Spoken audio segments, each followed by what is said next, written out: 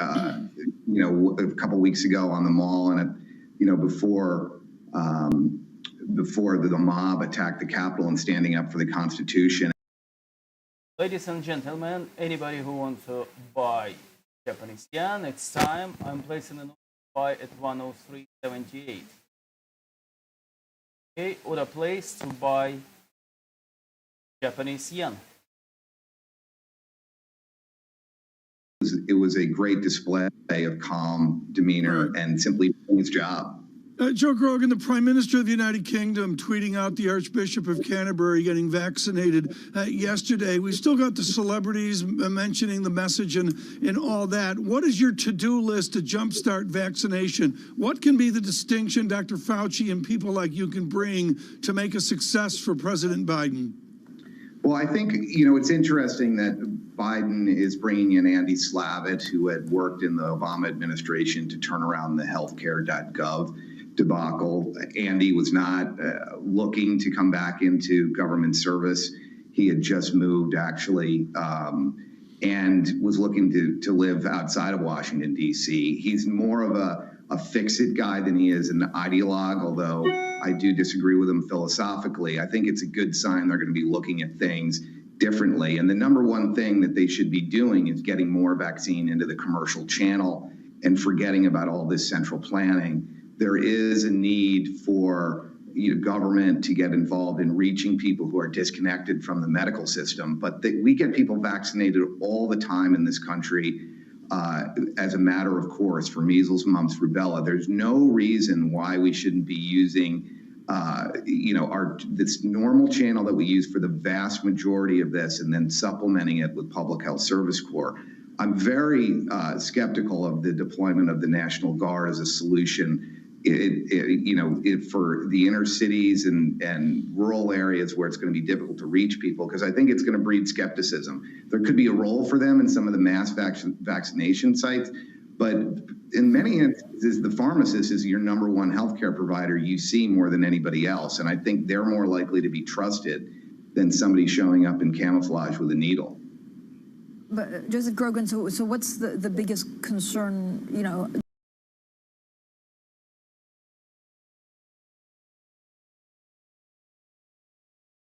Okay, guys, that's it. Position opened for Japanese yen at 103.78.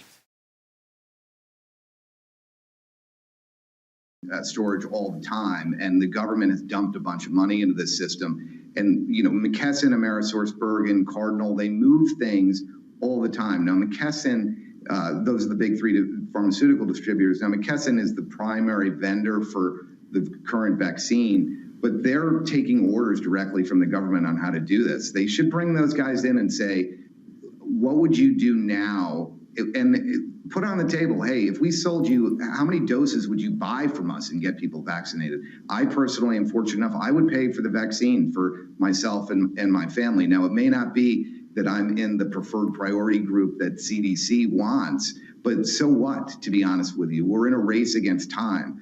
And it may be we have to get, to 100 million people quickly. I think it's within reach. But then beyond that, it's going to be even more difficult. And I don't think it's a either or, just the priority groups versus the non-priority groups. We should be using our strength in this country, which is our commercial channel, to get vaccines out. And I'm optimistic that the Biden team will take a fresh look at this and make some rational decisions. I think I'm actually very encouraged where they have some of the decisions they've made on their staffing in the life sciences generally and healthcare in the last couple of weeks, as opposed to their original choices. So I do think things are looking up for those of us who want to see Biden. I mean, what you've just said, Joseph, will be quite controversial, certainly in the way that the UK authorities look at it. It's you have to protect, first of all, the more vulnerable. Are there enough doses in the US? Well, there should be. I mean, all these manufacturers continue to ramp up. I'm hopeful we'll get a Johnson & Johnson vaccine approved very quickly. AstraZeneca's vaccine has a role in a lot of this. The point is not that we shouldn't get the most vulnerable vaccinated. The point is that a shot in the arm is more valuable than a shot that is sitting in a refrigerator, or worse, gets spoiled.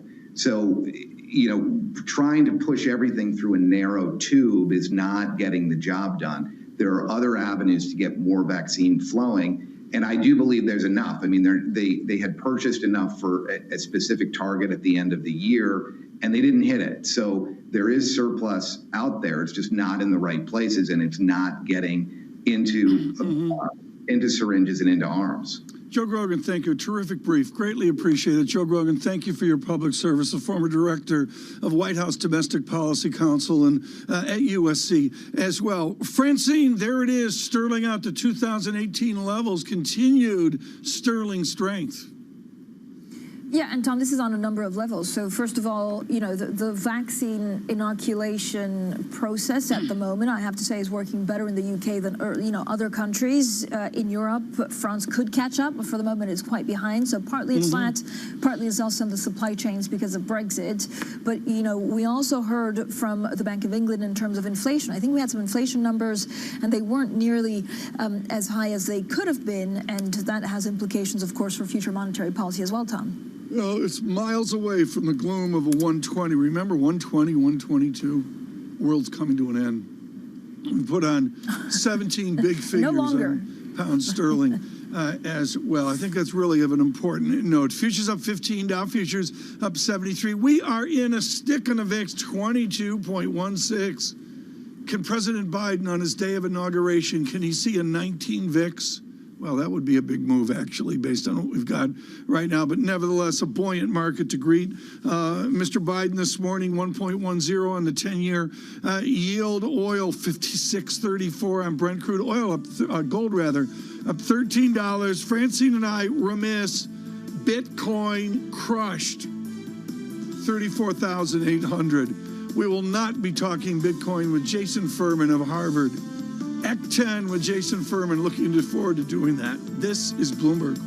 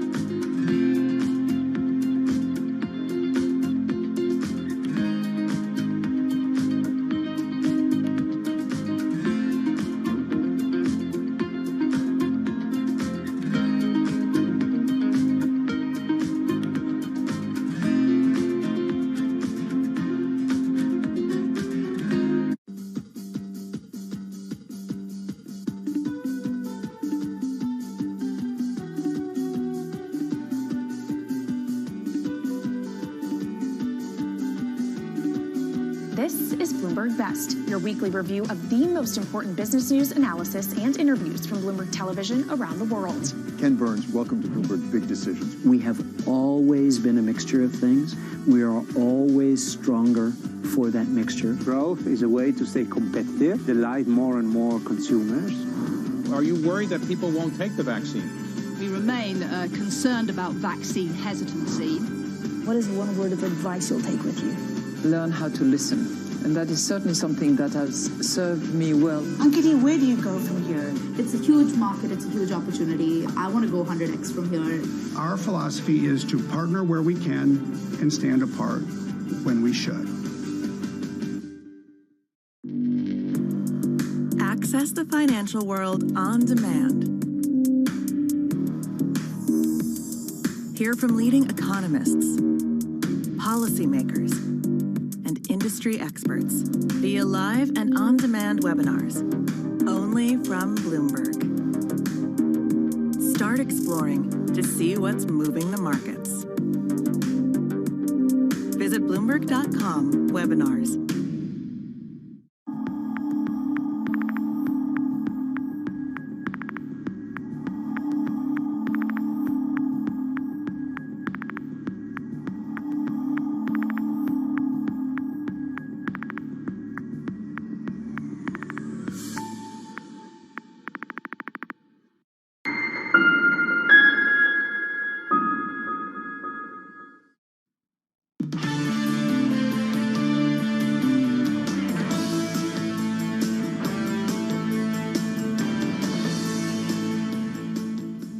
This morning, Joseph Robinette Biden Jr. will faithfully execute the office of president. He will, to the best of my ability, preserve and protect. He is protected by 25,000 National Guard. This with 400,000 dead within a pandemic. This without the grace of attendance of the previous president.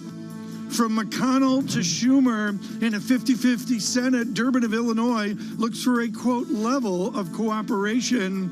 And markets guesstimate the magnitude of stimulus, the magnitude of our inequality, the magnitude of unity. Good morning, everyone. From London, from New York, Francine Lacroix and Tom Keene to begin our inauguration coverage. We welcome all of you worldwide in the darkness of the early morn of Washington, D.C. Francine, it is a uniquely different inauguration. It is certainly uniquely different. Of course, all eyes on what Joe Biden will do and say. Some 25,000 troops will guard the inauguration ceremony after these deadly riots at the Capitol earlier this month. We know that Donald Trump will also leave the White House for the last time, bound for Florida in a couple of hours. And of course, ahead of the inauguration, Joe Biden also set out about an hour ago, or, we found out about an hour ago that he set out 15 executive actions, Tom, that he would take immediately covering climate, equality, immigration, and coronavirus. Well, those executive actions coming as we believe President Trump to move to Andrews Air Force Base, this in the early morning, maybe 8 o'clock, and then on to Florida as well. With a morning briefing, our first for news in London, here's Emma Chandra. Tom, as you've been discussing, President-elect Biden plans to immediately begin rolling back some of President Trump's policies today. He has targeted immigration, climate change, and other issues with at least 15 executive actions. They include reversing the U.S. withdrawals from the Paris Agreement and the World Health Organization. He'll also stop construction of the border wall and revoke a permit for the controversial Keystone XL pipeline. Last-minute pardons and commutations from the White House. Last night, President Trump pardoned his former strategist, Steve Bannon. Bannon's accused of defrauding investors who donated money to help build a wall along the border with Mexico.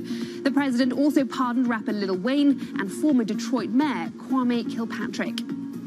It's a sobering milestone. The U.S. has now seen more than 400,000 deaths as a result of the coronavirus. There's also been 24 million infections. That makes the U.S. the global leader in both categories. Incoming President Joe Biden has vowed to speed up the vaccination process. New York Governor Andrew Cuomo needs a nice chunk of that stimulus proposal that President-elect Biden is pushing. Cuomo warned of tax hikes on the wealthy and cuts to schools if he can't get $15 billion in aid. He says he'll sue the federal government if New York doesn't get what he calls its fair share. Global news, 24 hours a day, on air and at Bloomberg Quick Take, powered by more than 2,700 journalists and analysts in more than 120 countries. I'm Emma Chandra. This is Bloomberg. Francine, Tom. Emma, thanks so much. Equities, bonds, currencies, commodities are lifted in green on the screen. Futures up 17 and a stick on the VIX, 22.12 is important on the VIX. I'll let Francine talk about 137 sterling. Yields fractionally higher. It is risk on this day of inauguration. Francine? Yeah, so first of all, we did hear from the Bank of England's chief economist, Tom, saying that the government can afford to end its furlough plan before the UK's recovery is fully complete. We do look at pound with a bit of movement, not only because of the supply chain and Brexit, but certainly UK inflation up with real yields actually dropping to minus 0.4%. Consumer prices rising 0.6% year on year. That's a bit better than expected in the UK, so that may be also one of the dynamics looking at sterling. Overall, though, I'm looking at better markets because of earnings and also it's inauguration day. A lot of expectations of stimulus, Tom. On this day of inauguration, let us listen to two presidents. This week, we inaugurate a new administration and pray for its success in keeping America safe and prosperous. We extend our best wishes, and we also want them to have luck. It's deeply personal that our next journey to Washington starts here, a place that defines the very best of who we are as Americans. I know these are dark times, but there's always light. through James Earl Carter, the inauguration was on the east side of the Capitol. That's a side away from the mall towards the Library of Congress and, of course, off in the distance, the Supreme Court. And then it flipped over to the west side of the Capitol. Of course, the images that we saw on January 6th forever changing our perception of that west side. Our Kevin Cirilli looks over the marble deck of 1870, Olmsted's marble deck, looking out on the mall. Kevin, what will you observe today at 12 noon? President-elect Joe Biden, in just a couple of hours, set to deliver his inauguration address behind me, and he will do so at a time in which the economy is really stagnating, as well as the COVID-19 vaccination rollout, he argues, has been botched. So he is really going to have his opportunity to deliver a message to try to put on a two-track system to get the economy back, as well as to get the vaccination rollouts out front. But no question, the magnitude of this moment, when, as you just alluded to, just more than a week ago, the scene right here behind me was quite different than the patriotic imagery that we're seeing this morning. And so as a result of that, this has been a much different type of inauguration than President-elect Biden had thought that he would be receiving. How will Vice President Pence be received by the victorious Democrats? Well, look, I think that there are still some areas of bipartisanship during this inaugural ceremony. We should note that President-elect Biden will attend Mass with congressional leadership at St. Matthew's Church later this morning. He will do so with current Senate Majority Leader Mitch McConnell. He invited those both Republican and Democratic leaders to attend Mass ceremonies with him. But you're absolutely correct. President Trump's not attending this inauguration is going to be a glaring sign of omission. But there will also be other opportunities when the leadership of President-elect Biden and Vice President Pence, as well as other Republican and Democratic leaders, stop at the tomb of the unknown soldier. President Trump will not be there. And so the imagery of this is going to be an historic moment, but also a glaring hole of omission on behalf of President Trump. Kevin, we heard from Joe Biden that he will swiftly unwind some of the Trump policies put in place through executive orders. What does what does it tell us about, A, the priorities, but also how quickly Joe Biden wants to move? It's not unusual for a president in their first day to issue swift executive orders. It is unusual in terms of the pandemic that America finds itself in, as well as other countries all around the world. We should also note that the President-elect Biden and his administration have forecasted that they will not be taking swift action as it relates to U.S. and China relationship, especially in terms of the economic tariffs that the Trump administration has imposed. I mention that because there is a long to-do list, a progressive wish list, so to speak, that Democrats would like to see accomplished quickly and swiftly, but that's just not going to happen. And so the Biden administration and the sources that I've talked with on the transition team have told me that they are taking a much more pragmatic approach, but making sure that the vaccination rollout as well as an economic stimulus are the top two priorities on their agenda. Kevin, apart from, of course, the actual swearing in, which is at 12 p.m. D.C. time, what else are you watching out for in this inauguration? Well, I mean, there is going to be some music. Lady Gaga will perform the national anthem. But I think beyond that, just the security presence in this city is unlike anything that I've ever seen in my nearly 10 years covering Washington. There's more security here than when the Pope spoke at Congress. It's really remarkable. And typically, and Tom, you know this, typically the podium behind me, it overlooks the Lincoln Memorial and the Washington Monument, and there's a long reflection pool. Typically, that's where thousands of people would be gathered. But right now, there are just flags honoring the Americans who have lost their lives to COVID-19. It's a really somber image. And yesterday, we saw President-elect Biden as well as Vice President-elect Kamala Harris, who is breaking a significant historic barrier, and she will be inaugurated as the vice president. We saw them stop by the steps of the Lincoln Memorial with their respective spouses to pay their respects to the 400,000 Americans who have lost their lives to the pandemic. Kevin, we moved from Kennedy to Biden. It is remarkable, folks, how in 2021 we do not have a discussion of the Catholic faith like this nation did in 1960. Kevin, paint the picture of St. Matthew's Church. Cardinal Cushing was there for the assassination. Paint the symbolism of what Biden is doing right now versus what we observe from the present president at the Yellow Church across from the Hay Adams Hotel in Lafayette Park. When you go into St. Matthew's, you are greeted with a large dome and a really beautiful church. And it is, as you just pointed out, where President John F. Kennedy was laid to rest, and it is marked in that church. It is a Catholic mainstay in Washington, D.C., where Supreme Court justices attend, and is really where a lot of Washington individuals attend Mass of all different political stripes. It's different than the National Cathedral on the other side of town. Yes. I say this because at a moment in which Leader McConnell yesterday spoke on the Senate floor, at a time in which there was again that attack on the Capitol just more than a week ago, and he placed blame on President Trump, the outgoing administration, this is a remarkable, remarkable images, mind you, of bipartisanship that have largely eclipsed American politics in the last 5 to 6 years. And perhaps a display of defiant hope, to be candid, that perhaps bipartisanship at least can return in matters bigger than the partisan bickering. Now, I say this with clear eyes. Let's make no mistake. The $1.9 trillion proposal that the Biden administration has proposed is going to face significant Republican backlash, but maybe in a different tone. Kevin Cerulli, thank you so much from the west front of the Capitol today. Our coverage continuing through the morning. Alex Steele, I know, has some good conversation set up in the 10 o'clock hour, and then on to David Weston in our coverage at 11 a.m. I believe the swearing in the vicinity of 12 noon. We will have perspective from the Connecticut governor, and that would be Ned Lamont, and also really thrilled that Ray Kelly will join us. Obviously, New York former police commissioner. That is a good thing. Please stay with us with Futures up 17. This is Bloomberg.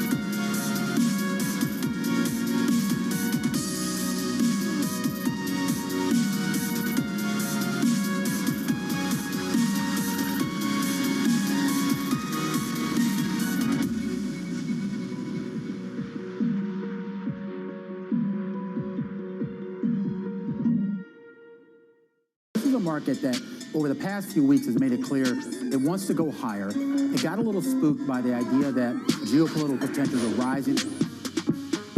Mercedes-Benz is on a path towards CO2 neutral mobility. So we have flicked the switch there, and really we're going to step by step electrify everything.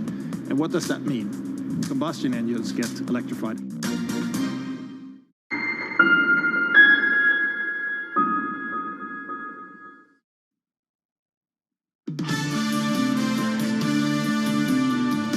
Mark Surveillance. Good morning, everyone, from London, from New York, on this day of inauguration. Francine Lacroix and Tom Keene. We're going back and forth. Great conversation there with Kevin Cirilli, I thought, from the west front of the Capitol. And, of course, he'll be there through the morning. Right now, we will look at something, well, more of a bull market with futures up 17. We look at the equity markets and do that with Gina Martin Adams of Bloomberg Intelligence. How about a single best chart, folks?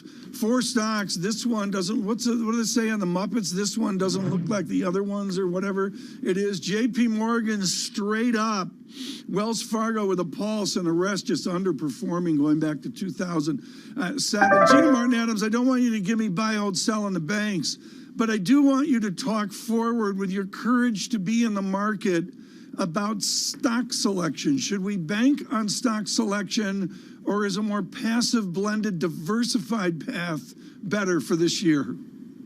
Well, it depends on what sectors you're in. There are sectors where stock selection is absolutely worthwhile. They tend to be telecom, consumer discretionary, technology, where there are other sectors that are have much more concentrated gains. Less diversification actually works in your favor because they tend to move around with the macro. This is groups like financials, energy, utilities, where you tend to just see bulky moves drive the entire sector at once.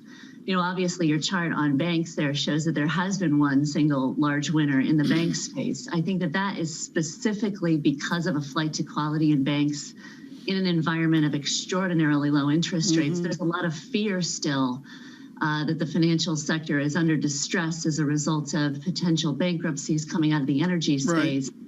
There's also just a lot of uncertainty with respect to whether or not the yield curve can become more upward sloping. So there is this flight to quality into a single name that is viewed as the dominant company in that space.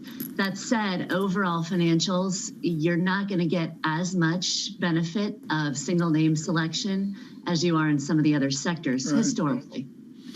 Gina, when I look at the stock market, I look at what Bloomberg Intelligence does, and it's a huge compendium of earnings dynamics. How have you tweaked your earnings view in the last few weeks?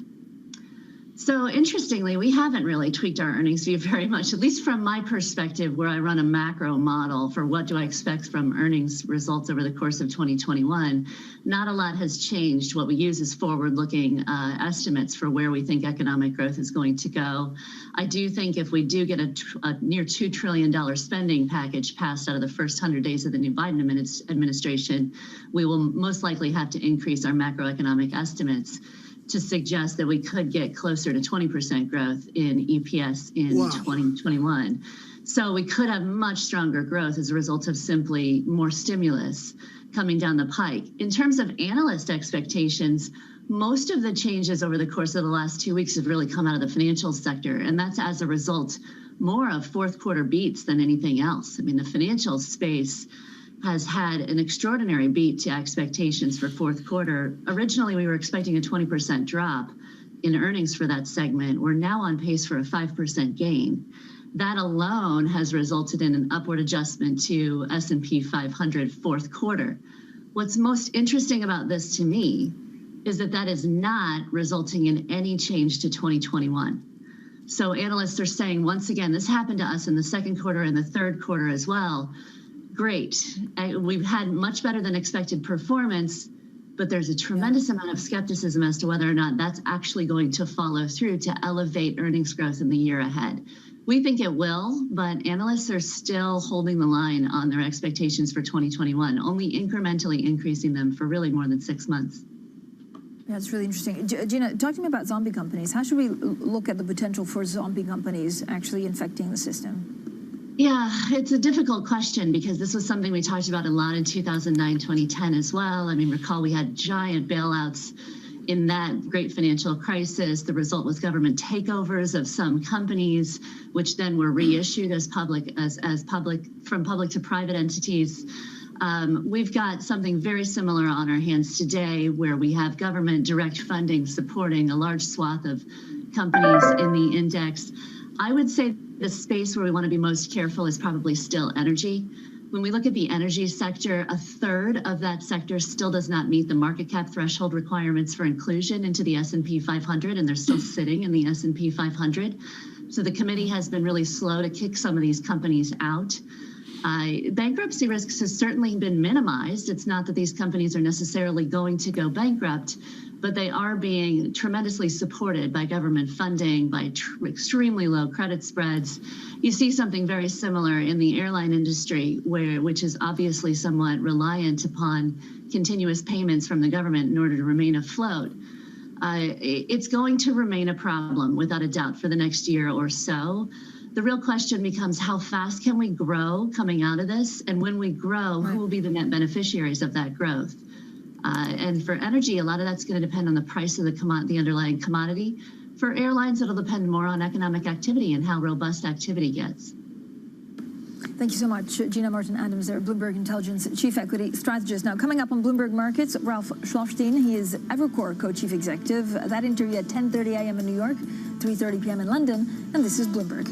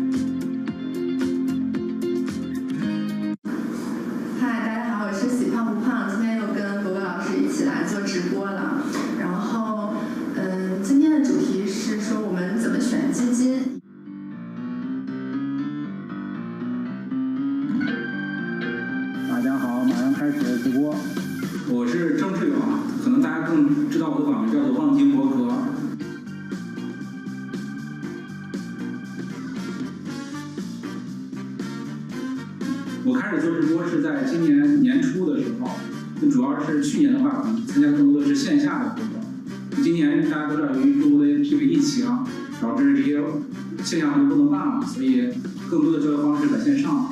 就今年春节之后，主要是开始在线上通过直播的方式跟粉丝进行交流。直播可能对于投资者来说是陪伴投资者，大家讲讲市场啊，讲讲投资的心理啊，这样的话就可以让大家在投资的时候，心情更平缓。平缓的话，能做到长期持有；长期持有的话，才可能赚钱。相对而言，线上可能覆盖的人群更多，因为可能疫情很多人在家里看直播的人更多。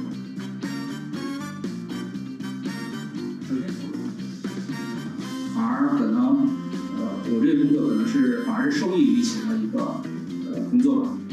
明天希望高开赚钱，祝大家赚大钱。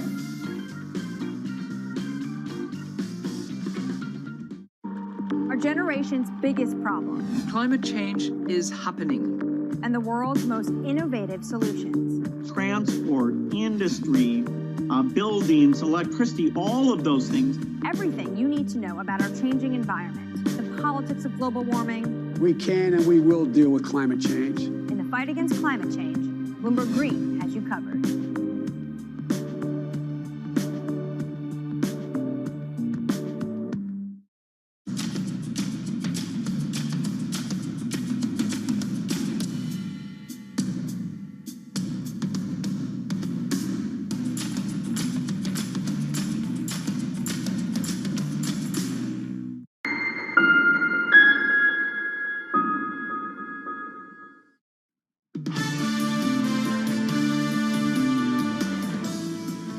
This is Bloomberg Surveillance. I'm Emma Chandra with the Bloomberg Business Flash. Netflix ended the biggest year in company history with a surprise. The world's leading paid streaming service added more customers than expected and says it no longer needs to borrow money to build its entertainment empire. Netflix added 8.5 million new customers in the final 3 months of the year. It now has more than 200 million customers. Shares of Alibaba jumped after co-founder Jack Ma reappeared. Ma hadn't been seen since China's government began clamping down on his business empire almost 3 months ago. He spoke briefly during an annual event he hosts to recognize rural teachers. A big pay cut for Disney executive chairman Bob Iger. It was slashed 56% to $21 million last year. The world's largest entertainment company curtailed bonuses and other compensation in the wake of the pandemic. And that's the Bloomberg Business Flash. Tom, Francine. Emma, thank you so much. Now, the picture, of course, on the markets is one of gains, partly due to the earnings, Tom, that we saw in Europe and in Asia, partly due to the fact that it's Inauguration Day. And I guess there's maybe a little bit of legacy on the stimulus and the fact that we could see more fixing of the health crisis in the U.S., which could in turn lead to a higher economy. Now, this is what we're looking at. It's a day after Janet Yellen unveiled this $1.9 trillion COVID relief proposal to lawmakers, of course, and really European stocks are tracking U.S. equity futures higher. And then I wanted to show you a pound. I don't have it here in my data check, Tom, but it does have to do with inflation forecast, and also real yield in the UK. 137 print there on pound sterling right now, 136.95. What would I look at? Well, I got futures up 15 and Dow futures up 71. I think of great note, folks, looking out over Tuesday, Wednesday here in America and on through the week. The VIX setting up for this inauguration, 22.21 in a full stick right now as well. This will be a wonderful conversation. I should point out Netflix and Alibaba up nicely. Netflix just killing it. Is I spent too much time trying to relearn my lousy chess game. Jason Furman will join us. This is an important conversation on the reality of policy and how it is applied across our new inequalities. Jason Furman of Harvard, thrilled that he could join us on this day. Please stay with us again. David Weston with our coverage beginning at 11 a.m. The swearing in of the new president. Look for that at 12 noon. This is Bloomberg. Good morning.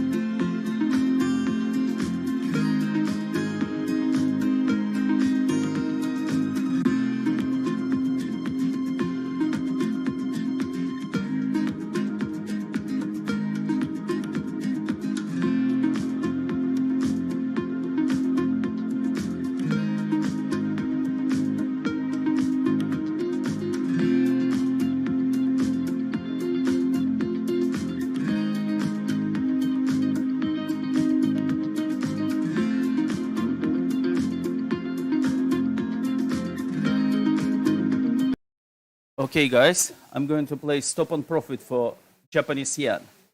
So all of you who follow my trades and placed an order and executed this order at 103.78, you need to place stop on profit at 103.80. Okay? And let's just check it out, basically, how much broker gives you per pip. This will be your profit. No matter what's going to happen, you will not lose this trade. Okay? This is what it's all about, day trading. We try to make lots of money by trading frequently. Yeah? Several trades a day, it will be enough money to put butter and bread on the table. Okay? Speak to you later, guys.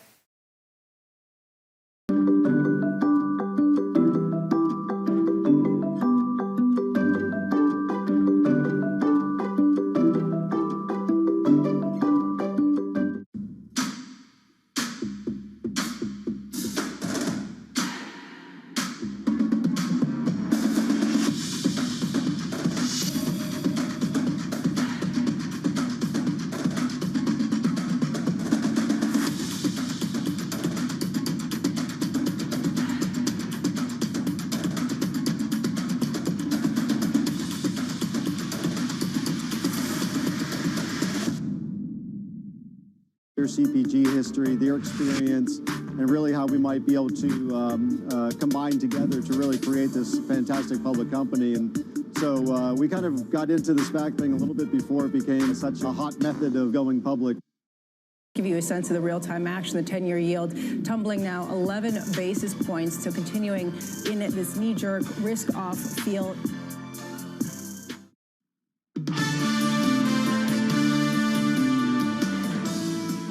Over the next few months, we're going to need more aid. Neither the president-elect nor I proposed this relief package without an appreciation for the country's debt burden. But right now, with interest rates at historic lows, the smartest thing we can do is act big. In the long run, I believe the benefits will far outweigh the costs. The United States does not seek a weaker currency to gain competitive advantage, and we should oppose attempts by other countries to do so. We need to take on China's abusive, unfair, and illegal practices. Chair Yellen, and she will always be Chair Yellen, is our newly minted U.S. Treasury Secretary, the nominee, of course, right now, Janet Yellen. Francine Lacroix and Tom Keene on this day of inauguration, and I will not mince words. This is the interview I've most looked forward to today. Jason Furman is at Harvard and is exceptionally acute on the application of policy. He's a former chairman of the Council of Economic Advisors and knows of unity and knows of our growing inequalities nationwide. Professor Furman, good morning to you. I would like to go to John F. Kennedy and take it out of context, but let us never fear to negotiate. What will the new negotiation on policy be in Washington? Well, Tom, a big question will be, does President Biden go through regular order, which would require 60 votes in the Senate? That would require 10 Republicans. Or does he use a procedure called reconciliation, go with 50 votes? And the first test is he put out a $1.9 trillion plan. He could do a decent amount of that with just Democrats. Does he bring Republicans along and shrink the package? I think at the end of the day, the Republican price will be too high, and he's going to do what he needs to, which is to go ahead with Democrats to get it done. Have you calculated the amount of $1.9 trillion and, quite frankly, the infrastructure bill to follow that can be rammed through, Byrd Amendment and all, with reconciliation, a modern tool? Yeah, I mean, even to get 50 Democrats on board, my guess is that number has to come down. And for some of it to be better targeted, like the $1,400 checks, I think that would be perfectly fine and be an improvement on the legislation that was put forward. Broadly speaking, if you look at it, it's a lot of money per month in 2021. If that came down a little bit, but then it extended out as needed, if the economy still had difficulties, that it was still there in 2022, that's what I would do to modify it. Jason, what is the one thing that actually will change the trajectory of the U.S. economy right now? Is it the health crisis and the fact that maybe we get ahead of it with vaccinations, or is it the stimulus plan? Well, Francine, I teach introductory economics, and we learn about supply and demand, and I think both supply and demand matter. To use a metaphor, to open up the restaurants, we need vaccines. And on the way there, we need testing. That's the supply side of the economy. But an open restaurant isn't enough. You need people to be able to afford to go have meals in those restaurants. That's where demand comes in. That's where support for the unemployed and others is so important as well. Can you bridge that divide, that Republican-Democrat divide, or Trump's base and everyone else divide, by growing? And at the moment, are there the right economic things in place to make sure that people that felt left out actually feel part of this new economy? I think this is going to be an excellent year for growth. I don't know if it'll be good enough to get us all the way back to where we want to be at the end of the year. I think probably not. But it'll be an excellent year for growth. And I think that hopefully will help bring people together. I went through the last financial crisis. It just got worse and worse and worse before it got better. And that led to the Tea Party. That led to a lot of discontent. I think this time maybe success begets more success, and that's the dynamic I hope we see in 2021. Jason, Ronald Reagan, and I was really struck by the directness of his inaugural speech. Ronald Reagan said government is not the solution. Through pandemics, through the last 4 years, do you see a shift in conservative America away from the reticence that President Reagan identified with to let Washington fix it? Among probably most conservatives, there's always been an overall ideological belief that government isn't the answer. But then if there's a natural disaster, if your parents need health care, if something happens, then you call on the government.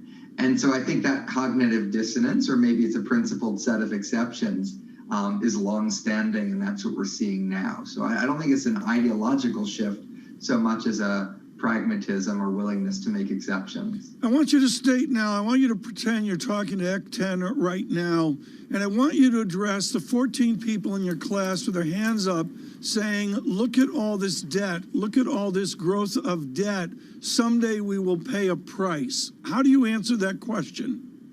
I answer that question by saying, you don't need to pay the debt off in a single year. You can stabilize it over time. In order to see that, let's look at interest. Interest rates are historically low right now. They're likely to rise, but not back to where they were 20 or 30 years ago. That gives us a lot more room to run debt. And in fact, our debt service costs are historically low right now and suggest we have a lot of fiscal space if we use it wisely. Jason, there's quite a lot of talk, of course, about what happened in the U.S. economy over the last 10 years, which is debt goes up, but if you look at the Gini coefficient, so has inequality. Do you worry that there's a connection and that by just creating more debt, inequality will also rise? No, I mean, Francine, it depends on what you do with the debt. If you accumulate debt to give tax cuts to high-income households, that'll raise inequality. If you accumulate debt to give $3,000 to every child as part of a plan to cut child poverty nearly in half, something that's in the relief bill, then inequality goes down. And finally, you talked about a decade. The last 5 years, we've seen a reduction prior to the pandemic in wage inequality. And that was in part because of the hot economy we ran. And if the debt is in service of a hot economy, it will reduce wage inequality. How would you actually reduce inequality now? I think a moderate and phased-in increase in the minimum wage would be a good idea. I'm not sure I'd go to $15 an hour in 5 years, but something a little bit more modest than that. Investing in education matters over the long run. Running as hot an economy as you can, consistent with inflation. And then finally, a more progressive system, especially that invests in children. Jason Furman, I know it's day one, so it's difficult, I guess, to get a real feeling of exactly what will happen next. We've also had, 15 executive orders that should be signed today, which is a hugely swift move to try and undo some of the things that President Trump had put in place. But do you think that actually the Biden administration now will reach across the aisle to get a lot of stuff done? I think he's going to try to reach across the aisle. It's tough in our country. Things are very polarized right now. He has a good relationship with Mitch McConnell. I've been in the room with the two of them as they negotiated, but they both represent, different sets of interests, different sets of concerns. What I think both of them can do is sort of fight and have a conflict in one space and then cooperate as needed in another. Neither one, holds grudges, and they're both adults about it. So I think we'll see a combination of conflict and cooperation with the president and the Republicans in the legislature. Jason Furman, thank you so much for the time today. A former chairman of the President's Council of Economic Advisors and at Harvard. Much more to come here, folks. Futures up 14, Dow futures up 54. David Weston, as he begins his coverage at 11 a.m. in conversation with a Democrat from Chicago. No, not that Democrat from Chicago, the other one. Penny Pritzker joins, a former Secretary of Commerce. Again, futures up 14. This is Bloomberg. Good morning.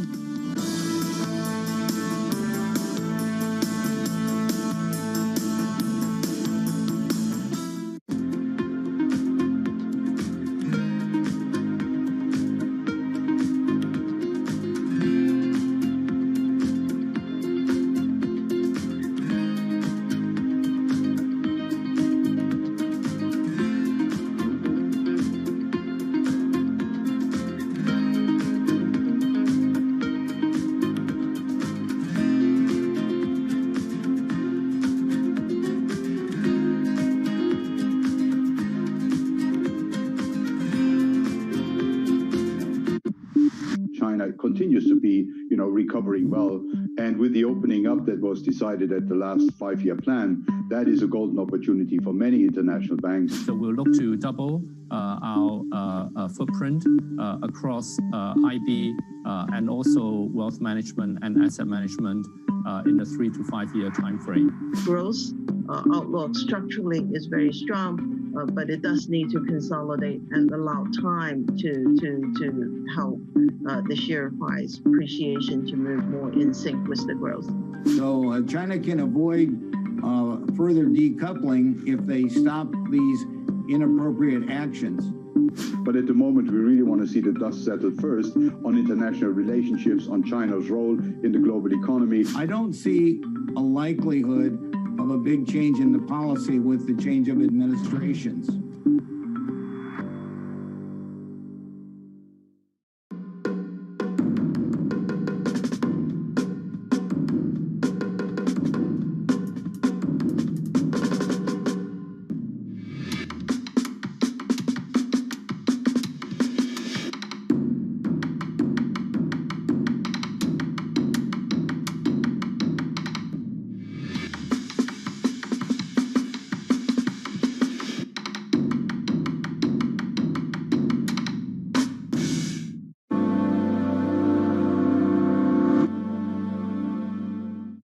Founder, this is Bloomberg.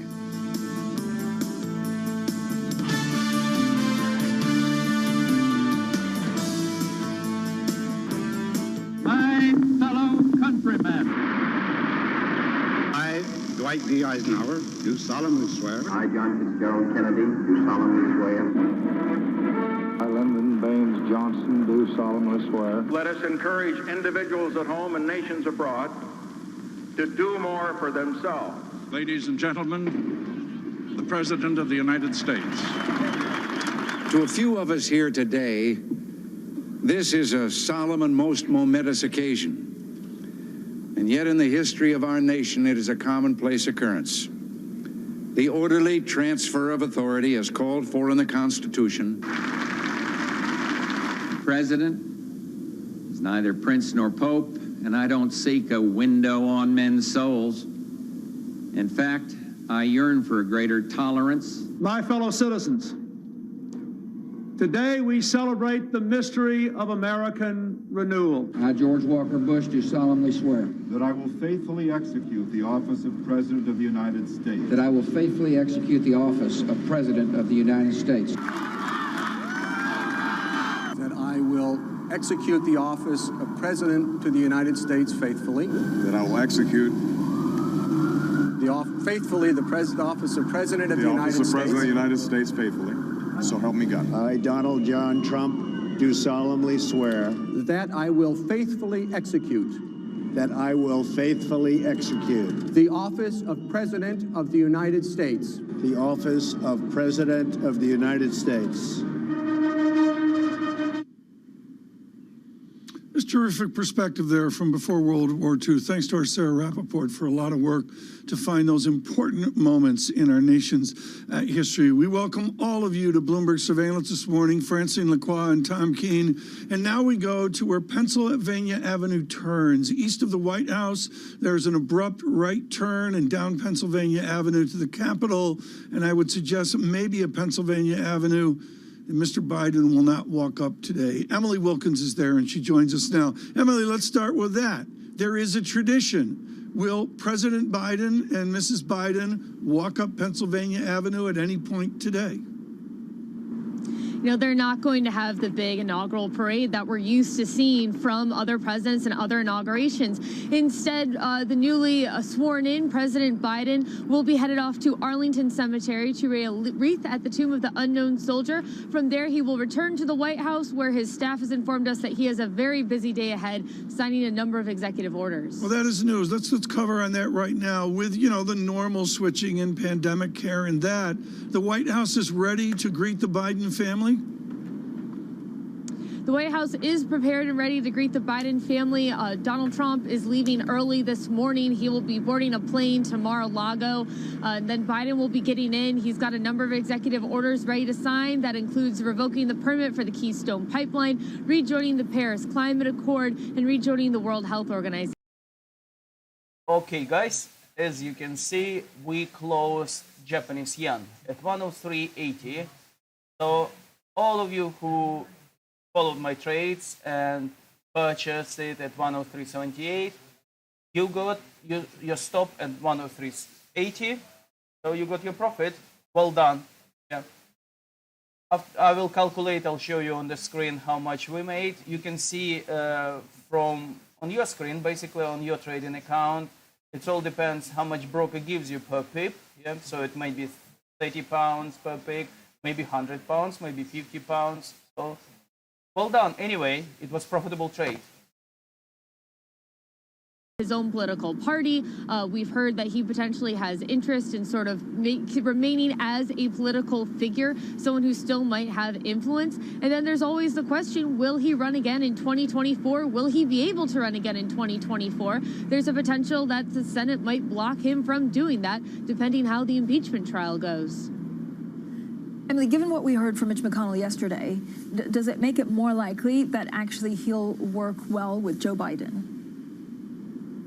You know, Joe Biden and Mitch McConnell, remember, these two men served in the Senate for many, many years together. And even though they're not ideological allies, they do have a relationship between them. But I think the key to remember is that we are living in very partisan times right now. We saw yesterday McConnell, as well as Democratic leader Chuck Schumer, really struggle to come up with an agreement on how to govern the Senate in a 50-50 split. So what happens next, it will remains to be seen. There's a potential that they could work something out, but there's also potential that we're going to see some of the stonewalling that we've seen in the last 2 years.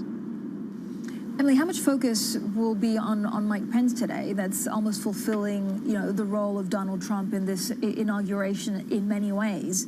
Is he the natural leader of the Republican Party if Donald Trump cannot run in 2024, or if Donald Trump forms a new party? I think that remains to be seen. I mean, there are certainly a number of other lawmakers who are trying to step up right now.